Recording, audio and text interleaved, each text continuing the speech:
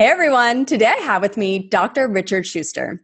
We met at the Passion Summit. I'm so excited to have him here on the show. He's a clinical psychologist, keynote speaker, and CEO of a psychological assessment company and the host of the Daily Helping with Dr. Richard Shuster, Food for the Brain, Knowledge from the Experts, Tools to Win at Life, which is regularly downloaded in over 100 countries. His mission is to help people become the best versions of themselves. And as a result, make the world a better place. A sought-after media expert, Dr. Shuster's clinical expertise and podcasts have been featured in such publications as the Huffington Post, NBCnews.com, Glassdoor.com, Men's Health, Cosmo, and others. Welcome to the show.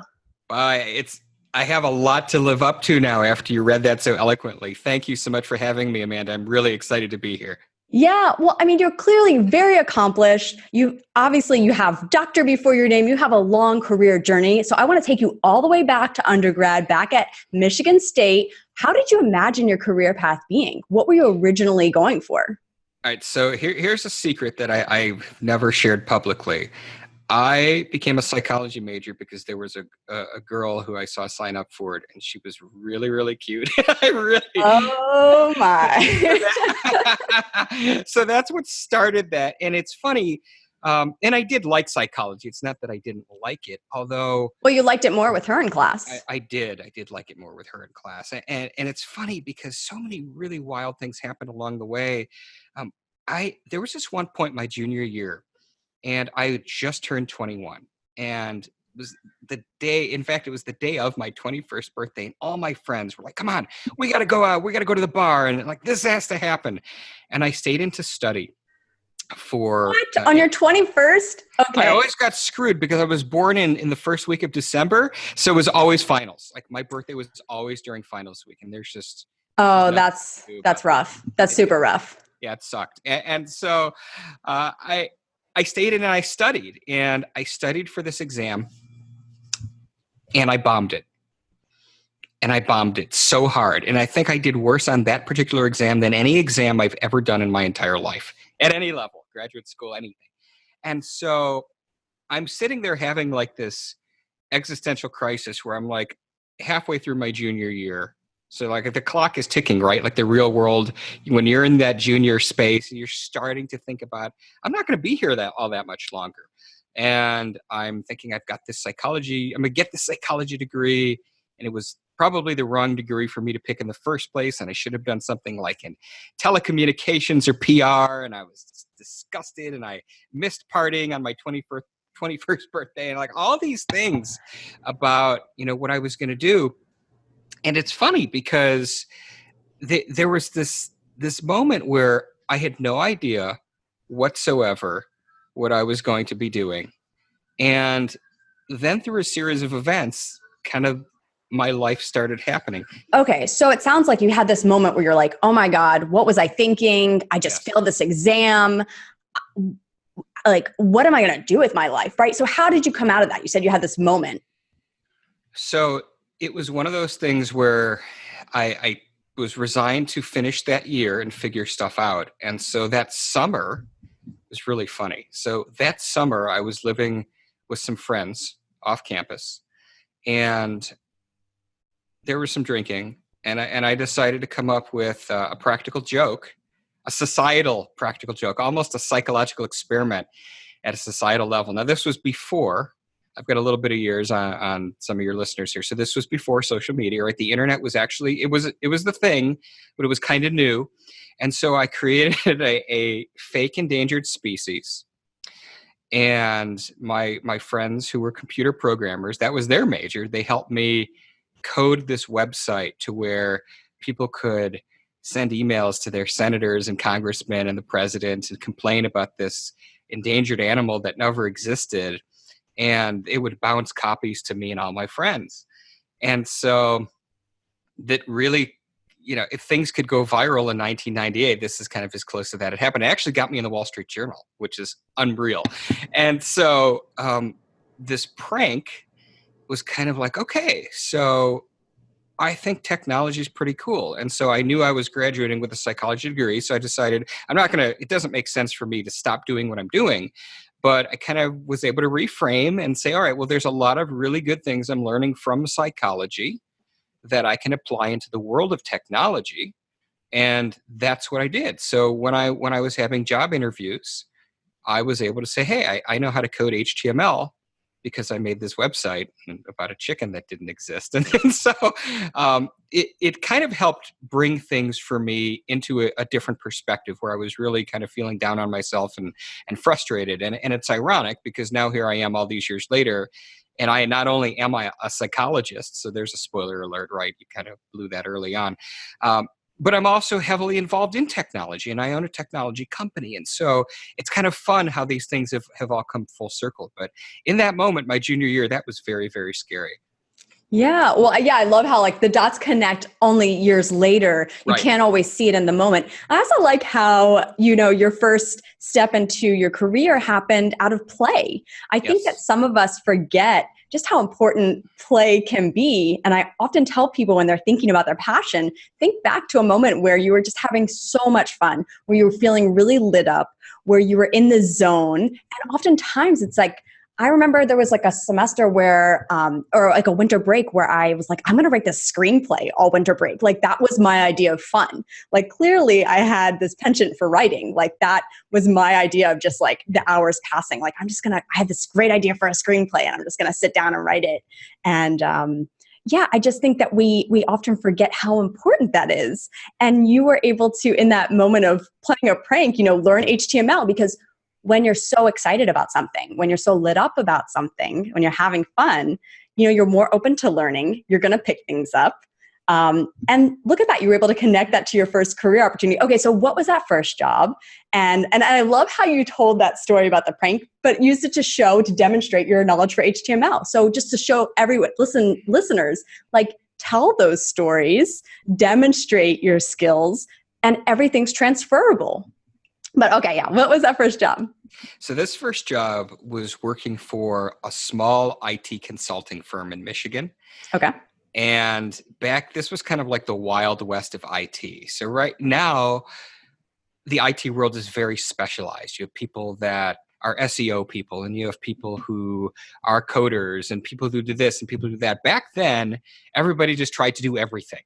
And so it was really cool for me because as this 23-year-old guy, I'm running around and I'm getting exposure on the software development side and the networking and security side and sales and all of these things kind of wrapped into one. And it was so much fun. It was really cool. I was living at home with my parents and I was earning my first salary. They started me at $21,500 and I thought I was like king of the world. You were killing it back in, what year was this? This was 1997, right? So I was so excited about, earning all of that money, which, now in hindsight, I would view that level of income very differently than I do today. But it was exciting then. But I was doing my own thing and I was having fun and I loved my coworkers. And I would still, though, I still had a foot in the college world that was harder for me to let go of. I would go back to Michigan State really for that first year, almost every weekend, a lot of times to go to football and basketball games, but took me a while, I think, to let go of the innocence and fun that college was, for sure, because college is just the best. Mm-hmm. Well, so I heard you speak at the Passion Summit, and what I thought was so interesting about your talk was just how you were kind of going through the motions and working in this career in the tech world. And there was a moment that happened for you. It was a car accident where you had a life awakening moment. There was a major shift for you and you made a change. And what I loved about your story was, we don't need to all go through that to have that moment. But I wanted to have you share that with our listeners here because that really changed everything for you. And why was that? Yeah, it did. So to jump forward a little bit in time, I had left that company where I was working, making my 21 grand. Although I did eventually get raised up to 25 before I left. So nice. Big progress. And then I started doing I took the knowledge and skills that I had learned, and I had started an IT consulting group with a couple people that I had met. And in the late 90s, to your audience to give some perspective, if you could chew gum and walk at the same time, there was money in the IT world. And I started realizing that very quickly. And so I had bid on a government contract with the Department of Defense with a couple of guys, not weapons or bombs, anything like that. I would never do anything involving hurting people, but software. And we won. And I had no concept of what was going to happen next, other than I knew that I was going to be the next Tony Stark. And I started living my life that way. And the Tony Stark in like Iron Man 1 before he became a really nice guy. My focus was so much on the material. Like all I wanted to do was watches and cars, and I would go on eBay because eBay was new and everybody was excited about eBay back then. And I'd literally like look at islands to buy on eBay. Like I want to buy that. I like this is the kind of money that I thought I was going to have in yachts, and I never had that money. But that's the world I wanted to live in. Like I cared more about having stuff for the sake of having stuff than having passion, having relationships. Like I just was about the accumulation of things like Uncle Scrooge in his money pit. And so along the way in building that company one day, to bring it back to your point, yes, I was in a pretty horrific car accident in which I broke my spine. I nearly tore all the ligaments in my neck. I had some severe internal injuries. And I share that picture on my website because it's powerful, but I really like should have died. Like, it was one of these things where the car was completely obliterated. And when the first car hit me and sent me into oncoming traffic, and the airbag goes off, and the second car hits me and sends me into a telephone pole, that was all maybe 3 seconds of time, maybe. But the brain's really interesting. And what we know about what the brain does in near-death experiences is it slows time down. So kind of think about more old references here, but think about the movie The Matrix, which a lot of people have seen, and there's how Neo is kind of moving like slowly dodging those bullets, right? So that's what that accident was like for me, that I see this car screaming at me. I'm sure it was going 50 miles an hour. It was like literally in slow motion, and I'm having this full-on conversation with myself about how guilty I was, that I knew my parents were about to get this phone call that I was dead, and how horrible, incredibly horrible I felt about that. And then, thinking about my life and thinking about, well, all these things that I've done, and, I can't take the car with me. I can't take the watches with me. Like it wasn't this moment where I said, okay, like, dear Lord, if you let me live, okay, I'm going to be this good guy tomorrow and start like, working at soup kitchens or something. It wasn't like that. I just knew I was dead. And what was interesting is that in my recovery, surprise, I'm still here, but in that recovery, I'm just sitting there thinking for months about like going back to this job, going back to this business that I was building. And I did. But I did it for the wrong reasons. Even though I had this transformative moment, what really kept me from taking that step into a life that I would truly be passionate about was fear. And I had told so many people that I was going to be the next Bill Gates, and I was going to create this. And I used to refer to it as my empire, like I'm empire building, and so I had planted that flag and shared that with so many people that I was terrified. How are people going to judge me when this fails? And then even more terrifying than that, what in the world am I going to do with my life? I had no idea. I had no idea whatsoever. And so, how do you face that fear? Well, I did it the wrong way. I didn't. I lived with it, and I lived with it for almost 2 years, and I was more and more miserable every single day until finally. And that's the thing about fear, and about making big decisions, is that we tend to not, even though we rationally know we need to make a change, right? Somebody who's trying to lose weight can get on the scale, and the scale weighs 20, shows a number 20 pounds higher than they want to be. Their brain rationally is telling them, oh, I need to lose weight. But they might not then take the steps to modify their life. They might not start an exercise regimen or change their diet or any of those things. It's when the pain becomes so significant that we are able to make changes. And for me, I tolerated that pain until it got to the point where I was literally physically becoming sick.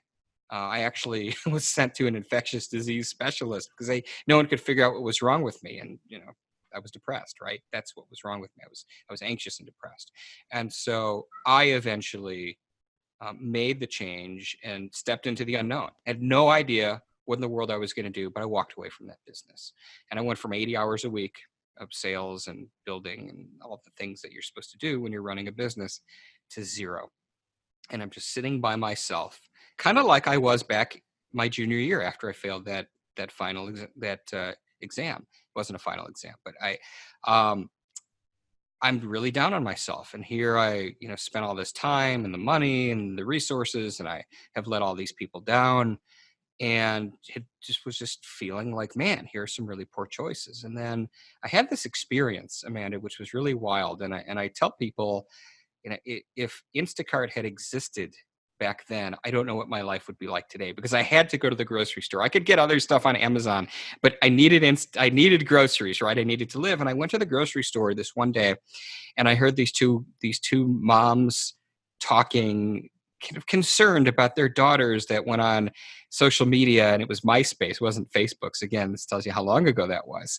And like, my daughter was posted a bikini picture, and the other one, she did this, and it was chucking the deuce for those of you listening to this in your car at the gym. And what do we do? And I just interjected, and I just happened to be in the right aisle at the right time, and I said, hey, I've got a background in network security, and I can give you some pointers on how to keep your family safe. And I told them some things, and I wasn't trying to scare them, but the stuff I told them was real. Like, I don't sugarcoat stuff for people. And their eyes got really big, and I could see that I freaked them out, which was not my intention. And they said, will you come talk to our PTA on internet safety? I'm like, well, let me check my calendar, right? So I go and do that.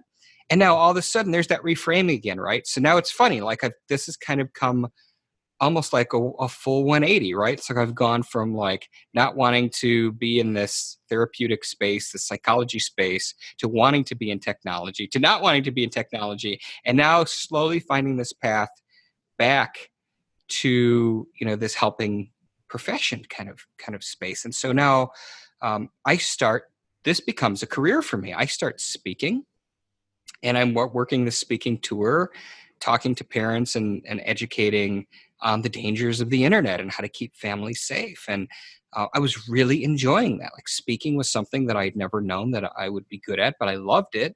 And then I was asked to mentor a kid by one of these schools. Like, hey, we don't have any male mentors. We have lots of women mentors. And so they asked me, and it was this middle school. And it was a kid who, was 7th grader, but was having a lot of trouble. Was actually biting kids. And I don't recall if his parents were getting divorced or had been divorced. It's been a while. But I started working with this kid, and, mentoring is like pseudotherapy. Like, it kind of feels like therapy, but it's not really, but it gives you that kind of taste. And I'm like, huh. And so then I went and applied for graduate school. And so now I've kind of shifted not only my direction of my life, but I've reframed again, like taken what was at the time I was viewing as a colossal failure and reshaped into something really cool. The biggest difference, though, is that this time when I reshaped it, it was around helping people. It was around like, hey, this feels really good inside to help this kid, to speak to these parents and give them peace of mind and all these things. So I was starting to get a taste of these different elements that now, a number of years later, I've kind of brought them all together through different vehicles that I used to help people. But that was really how I began finding my passion and doing what I'm doing today.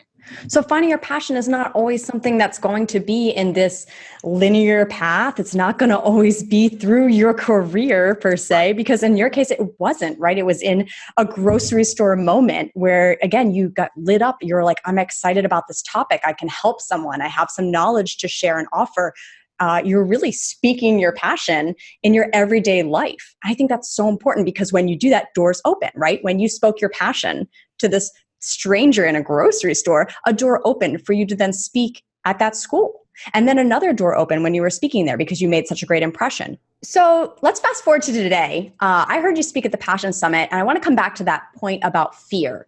In your talk, you talk about why it's so important for us to track our fear.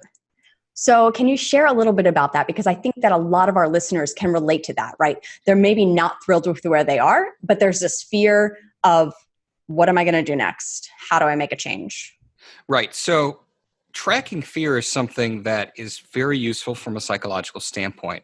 And I used to use this a lot when I would run groups in a college counseling center where I did my master's.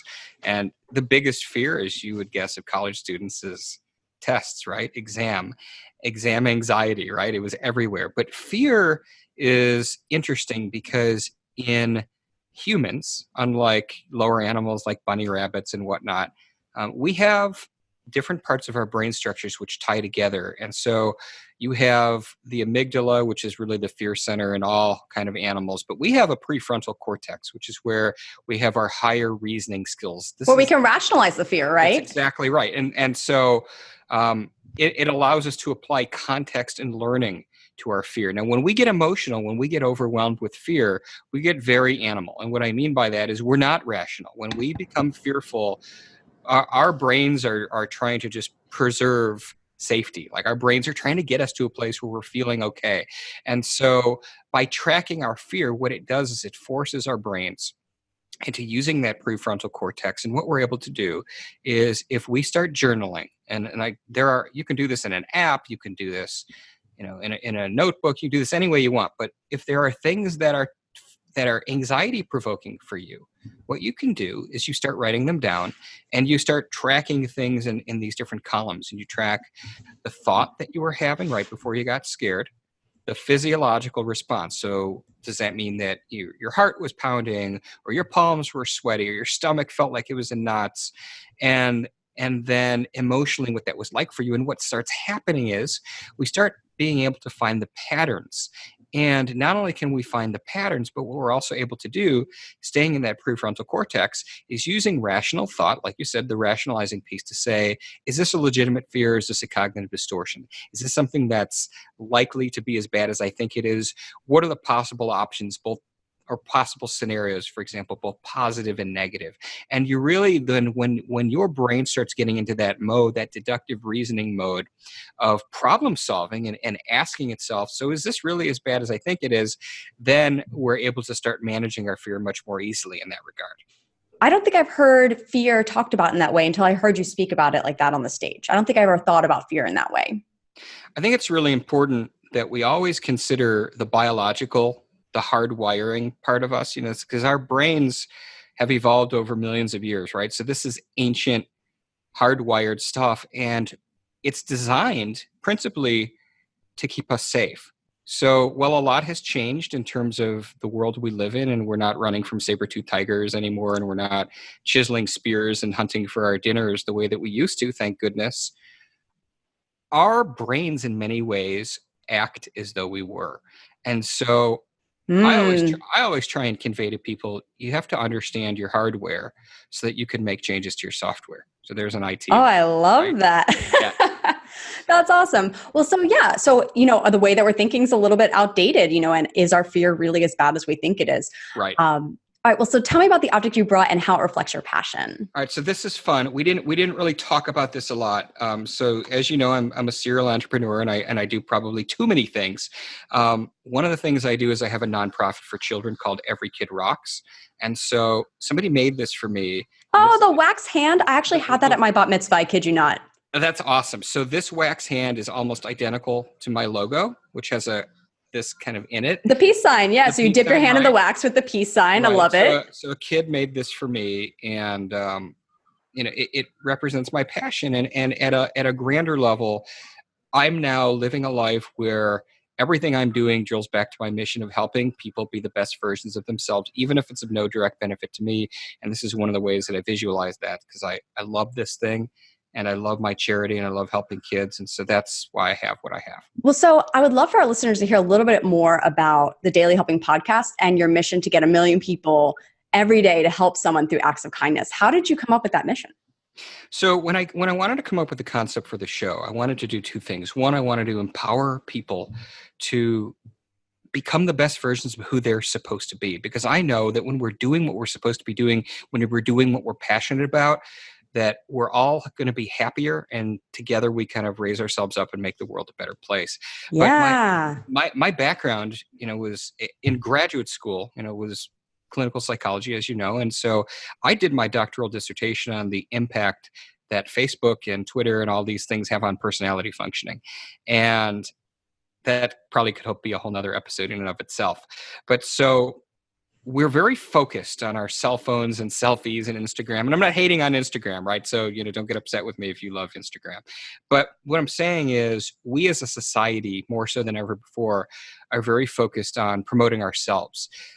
When what the research shows is that from a neurobiological standpoint, we are hardwired to feel really good when we help people, just Mm. as good as we feel when people do kind things for us, when people help us. So that's what I wanted to incorporate into the show, is our show's mission, the hashtag My Daily Helping Mission, to have people commit acts of kindness. And that for things to habituate, for there to be habit forming behavior, you have to do this for, the research varies. Some people say 4 weeks, some people say 6 weeks. Most is saying 6 weeks, and I tend to agree with that. So if you're in the habit of doing these acts of kindness every day, it just becomes a part of what you do. And so that's how that movement was born. And I'm very grateful for the platform that I have through this show. We're in over 100 plus countries now, and I've had on some really awesome people. You're coming on, so in that realm, Well, awesome I people. cannot wait. Well, so what are some of the acts of kindness that you've seen happen, be the ripple effect from that podcast? So I'm going to share a story that's actually not directly an act of kindness, but a ripple effect of the podcast, which I think will resonate more strongly. Yeah, people are paying it forward. People are, I've seen people buying groceries for other people, and paying for Starbucks and volunteering at animal shelter, stuff like that. But a personal story was that after I started my podcast, I got an email from a young man and he sent me this the day after Thanksgiving. And so as I'm reading it, I'm thinking, well, this is fan mail. That's cool. Like, I'm really grateful for people that like what I offer. But I quickly realized that how serious this email was. And what he said to me was, "Dear Dr. Richard, last night I was going to kill myself." And he was getting ready to compose a suicide tweet. And right before he did, I popped up in his Twitter feed where I was interviewed on another podcast. And for whatever reason, he put his gun down and he chose to listen to it. And then he stayed up all night and binge listened to my show.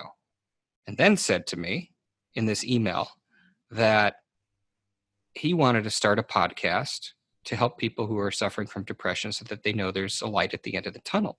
Wow. And I went on his show and was as helpful as I could be in that process for him. And now his life is totally different. And so you talk about ripple effects. I did not create the Daily Helping specifically to say, hey, let me prevent suicides, right?